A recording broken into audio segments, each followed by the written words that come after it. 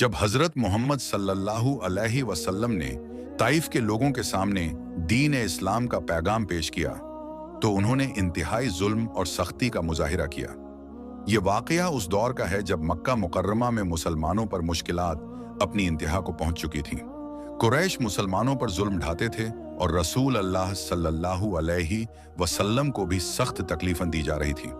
इसी हालत को देखते हुए नबी करीम सल्लल्लाहु अलैहि वसल्लम ने ताइफ जाने का इरादा फरमाया। ताइफन एक ज़रख़ेज़ और ताकतवर शहर था जहां बनु सकीफ कबीला रहता था, जो मालो दौलत और असरो रसूखा में मशहूर था। रसूल अल्लाह सल्लल्लाहु अलैहि वसल्लम अपने आज़ाद करदा गुलाम हजरत ज़ैद बिन हारिसा रज़ी अल्लाहु अन्हु को अपने साथ लेकर रवाना हुए। हजरत ज़ैद सल्लल्लाहु अलैहि वसल्लम से बेटा जैसा लगाव रखते थे और हर मुश्किल घड़ी में साथ देते थे। जब आप ताइफ पहुंचे तो मालूम हुआ कि वहां बनु सकीफ के 3 भाई सरदार हैं।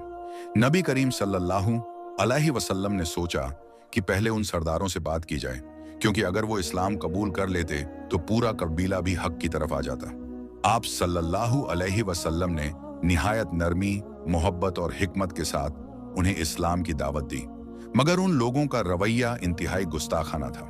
पहले सरदार ने कहा, अगर वाकई अल्लाह ने तुम्हें नबी बनाया है तो मैं काबा का गिलाफ फाड़ दूं।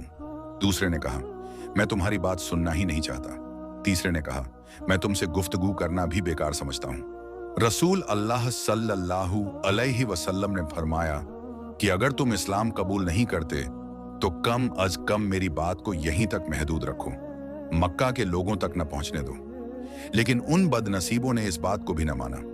उन्होंने शहर भर में शोर मचा दिया और आवारा बच्चों और बदमाश लोगों को जमा कर लिया।